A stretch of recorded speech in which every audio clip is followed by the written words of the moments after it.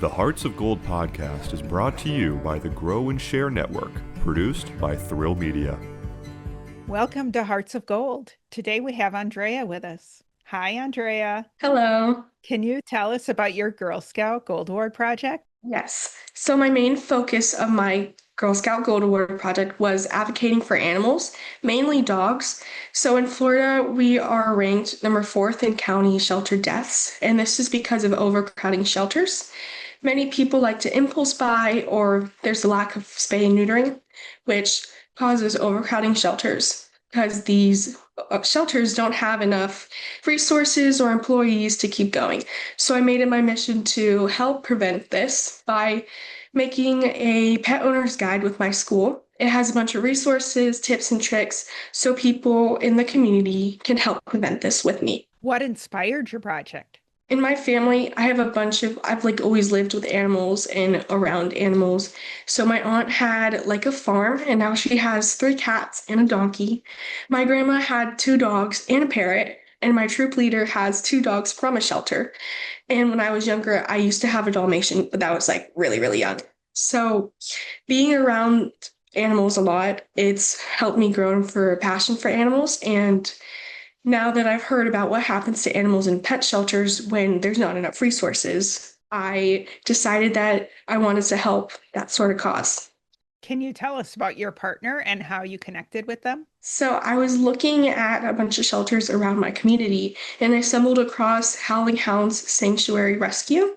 So they're not exactly a shelter, but they're a sanctuary. So they house in all their dogs in their own house, and they were overcrowded at the time. They kept bringing in a bunch of dogs. They had a whole process making sure that people who want to adopt are the rightful family and that they're not just going to come back a few months later and say, here, I don't want the dog anymore. So I found them and we connected, and I went to a bunch of adoption events to help them. And eventually, when I had my pet owner's guide, I handed them out there. They were really kind and helpful, and I really encourage everyone else out there to make sure that they are adopting from shelters or sanctuaries, because that helps the cause rather than just going to a local adopting center. You've mentioned your guide. Why did you choose to do a guide for your project? So in the beginning, it was kind of like a really long process of what I should do to keep this sustainable in my project. And when I talked with my advisor, she said, why don't we do a pet owner's guide or a guide to help others in their community and just make sure they're doing the right thing with the animals they find or the animals they have. And so I thought that was a great idea. And I went to a teacher in my school who also helped out with other Girl Scout Gold Awards. And she was willing to help me. She had a lot of other clubs going on, so I didn't know if it was going to be like a hard transition for her, but she helped me a lot. And we made an interest meeting to see if people wanted to help research for this guide or make the guide with me. And a couple people did actually come to the interest meeting. I was surprised because not many people in my school do that, or they just go into clubs so they have graduation requirements or something like that. So then after that, we got started. We made a little group chat and we sent in resources and information they'd like to put into the guide. And then I just put it into my website and my social media accounts, as well as printing it out. So then I can hand it in adoption events. Who else was on your team and how did they help you? So it was my teacher who helped with this committee. She was really good help, and my advisor, they all supported me really well, as well as my parents, because they drove me back and forth. And even when I was unsure of this project, they were there for me, and especially my troop leader, because I wasn't the first one in my troop to complete a gold award. I had my troop leader's daughter, Isabel, who I'm sure you've interviewed before. And they helped me a lot with the transitioning, because this is a big deal, like being in a gold award and not one with a little group in your troop and doing it by yourself. But technically you're not really by yourself, which is something I had to learn, because you're always supposed to be counting on people around you and trusting them, not just being by yourself. And they were all great help. How did you build your leadership and lead that team? So I did have to ask some of my older advisors and my teacher to make sure that I'm doing the right thing. And we had little meetings for ourselves to make sure, like, this is what we're going to do the next day. This is what we're going to do the next day. So I was catching up with everyone. And if they needed help, I would help them with researching. And I would always ask them, do you think this looks good for the pet owner's guide? What do you think I should add? You know? What other events did you share your project at? So I went to a Girl Scout Fest, and a bunch of younger girls were there, and they were going to other booths, and we had a section for Gold Awards. And so a bunch of people came up to me and they were asking about my project and what it's about. And it was a nice reach to make sure that I can educate my community because that's the goal. And I was surprised one time because a lady came up to me and she was asking about resources for adopting animals because she was interested in adopting a dog. And I gave her my pet owner's guide, and I was like, wow, people are actually coming up to me and they're talking to me about this, and I can lend a hand and give them resources that they need. And I thought that was pretty cool. What was your biggest challenge during your project and how did you overcome it? So the biggest challenge for me was starting my project because I didn't know where to start, which is why I had an amazing team that helped me, especially my advisor. It was really slow at first. I needed to do better in hurrying up so I knew what I was doing. But that was mainly the hardest part. And the biggest problem that I had was really starting and understanding what I was doing. But once I understood that I was going to be focusing on the pet owner's guide, it helped me like speed up the process. What skills did you learn during your process and how is that impacting you even now? So some skills I learned, I would say, is collaborating and being the leader I am now.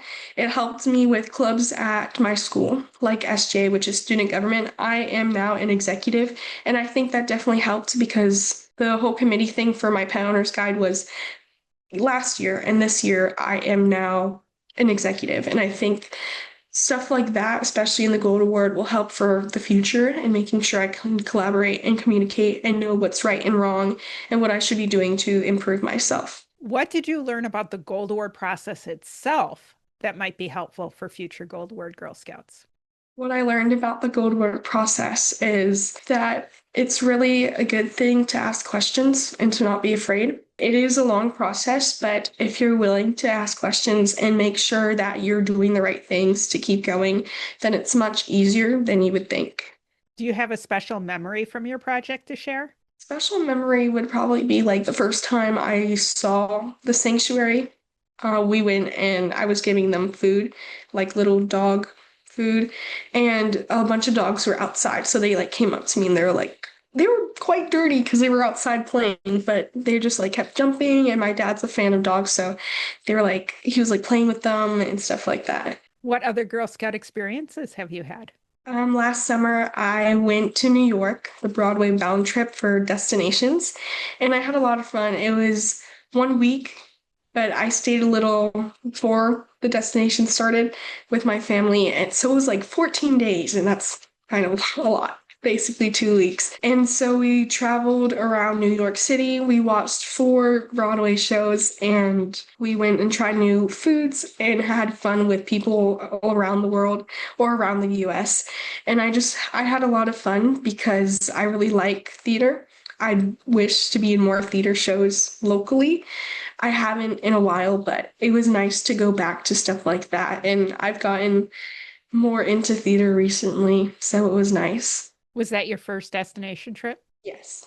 What gave you the encouragement to step out of your comfort zone and do a destination trip, which is an independent trip, not with your troop? I'm pretty much not like exactly a social butterfly, but I do like to get more out of my shell, and I'm just like used to that, to getting more friends and trying something new. So it wasn't exactly like a scary process since we had a bunch of meetings online and exactly what we were going to do. It was hard to get friends at first, but then like immediately girls were friends with each other and it was like super easy and simple. We had a good time. It felt like a long week, but it was really fun with everyone. And I bet you're still in touch with those girls. Yeah. What shows did you see? We saw Wicked, Hadestown, The Great Gatsby, and Moulin Rouge. Very, very fun. You also have some other Girl Scout travel that you're hoping to do in the future. Can you tell us about that? I haven't signed up for any, but for the destinations at least. But in my senior year, once we graduate, me and my troop are going to go on a cruise to, I think it's Mexico or the Bahamas for a couple of days in the summer, just to have like a little celebration that we've completed Girl Scouts, that we've completed school, and that we're moving on to the next chapter. What is your next chapter? Hopefully to go to college and find out what I want to do for the future. Do you have any ideas? I want to stay in state to lower the costs. So maybe University of Central Florida. It's in Orlando. And so it's like kind of close to home, but not exactly, to like be more independent and find out more things that life has to offer. What else would you like to share with the audience? I would like to share like a piece of advice that I would give someone who's doing their code award. I would say to always ask questions and to just make sure that you're not afraid to get out of your comfort zone. And whenever you're afraid of doing something, again, always asking helps. Building a nice support around you will definitely help in the future. How do you make your s'mores? How I make my s'mores is having the graham cracker and then the Hershey's bar on top of it. Then going to heat up my marshmallow in the fire, making sure it's a little burnt so it's nice and smooth and like gooey. And then I put it onto the graham cracker and the chocolate and squeeze the top part and like pull out the stick. But I've also seen this hack. It's like instead of Hershey's, you do a Reese's cup. So it's like more like rich and peanut buttery. And I think that would be like really yummy. So I want to try that next. I love Reese's peanut butter cups, and I've never tried a s'more with them either. Yeah. Well, thank you so much for joining us today. Thank you. Make sure to click follow or subscribe so you always know when new episodes are released. Power your passion and conquer your challenges. Thank you for listening. If you'd like to be on the show to share your story with how you earned your gold award, reach out and send an email to growandsshare@outlook.com. Be sure to catch up on our previous shows on any of your favorite podcasting platforms, as well as view the full video versions at youtube.com/Cheryl M. Robinson. Thanks again for listening, and we'll see you next time.